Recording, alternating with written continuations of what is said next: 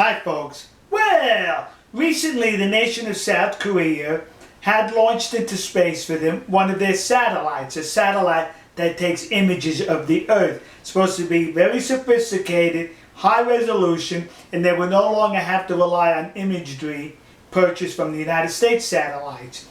But this satellite, well, not this one particularly, but I'm told that a couple of years ago they used a Russian rocket to launch the satellite, and it failed. That's it, kids. It failed. So for this satellite that they say is made with 100% Korean components, they needed to get it launched. So what did they do?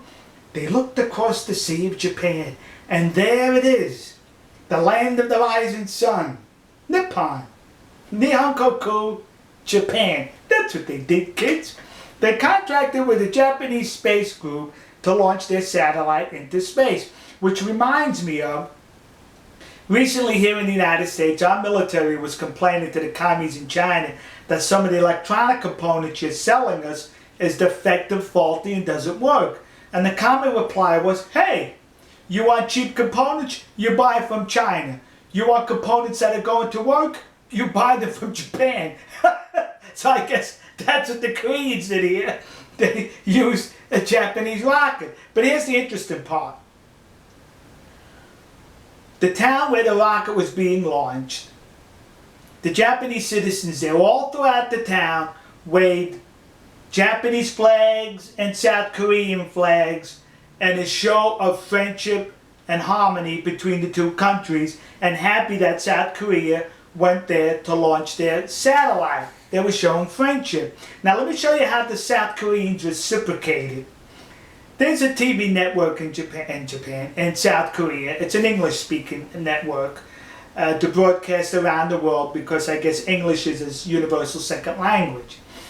And they had about a 10-minute show about this launch. And they showed a computer mock-up of the rocket. That's what they did, kids. Now here's my artist rendering of the computer mock-up that they showed. The Korean flag and the Mitsubishi emblem there, icon. Mitsubishi was the one who built that rocket in Japan. Now you have to understand who Mitsubishi is. They're the group that created the Japanese fighter planes from the Second World War known as the Japanese Zero. That's it, kids. Right behind me you see a Mitsubishi Japanese Zero. I bring this up because a lot of Koreans today, they point to the Japanese, why we don't like you for what happened during World War II. You didn't, huh? But you can use a descendant of the Japanese Zero to launch your satellite, right? No problem. And here, I'll get into this further. The mock-up of the rocket they showed on that Korean show looked like this. The actual rocket, here's my mock-up of it, looked like this. It had the Japanese flag on there and the words Nippon. They omitted that. Was that their spirit of friendship? Was that their way of showing we want to get along with Japan? And in this show they also said, hey, that satellite's 100% made in South Korea. Really? According to the Voice of America, some components on that satellite, imaging components, were made in Europe. So is Europe part of South Korea? Now the reason why I'm bringing up the fact about the Japanese Zero and Mitsubishi and all that in World War II is because last year a survey was taken in South Korea among students, and they rated who the enemies of South Korea they felt were. And the number one enemy, Japan. Never mind the fact the Japanese military was not engaged in hostilities in the last 67 years. Doesn't matter. You're still the enemy. Number two, North Korea. Number two should be 1, 2, and 3 because the state of war exists today between North Korea and South Korea. North Korea continues to lob fire artillery shells into South Korea. North Korea rams into South Korean military boats. Basically what's taking place, folks, hostilities, active hostilities, are still taking place between North and South Korea, whereas with Japan, it hasn't happened in the last 67 years, but yet some idiots in South Korea see Japan as the number one enemy. North Korea number 2. You know who's number 3? Why, that's us. These here United States of America. I don't like that. I want to be number one.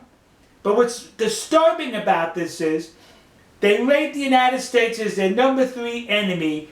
The United States, who currently has 28,000 military troops in the South Korea who are willing to give their lives to protect your freedom. Because let me tell you something. When the North Koreans roll south, that doesn't affect my freedom. It affects your freedom. Yet I got troops who constitutionally are supposed to protect my freedom, are there to protect your freedom, and you see them as your number 3 enemy. What, are you stupid? But here it gets worse. The South Korean government signed a military pact with the commies in China.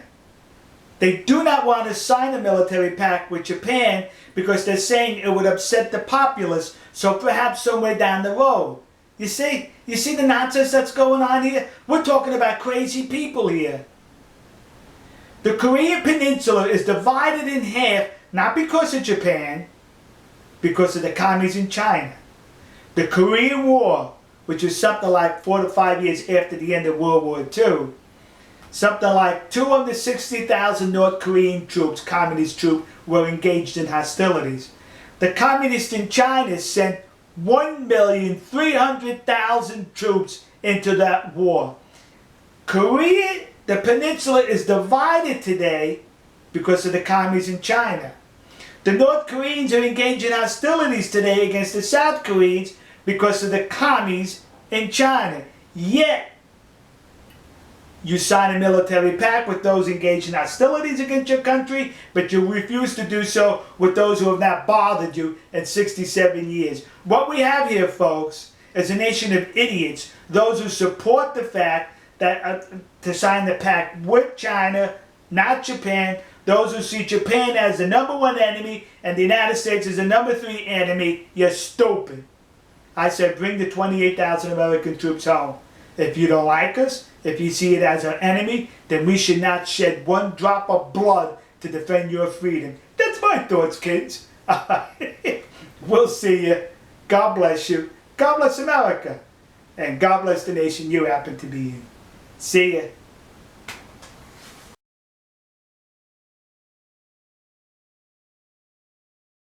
You know, you see us as the enemy, right? But yet you have no problem sending your students to this country.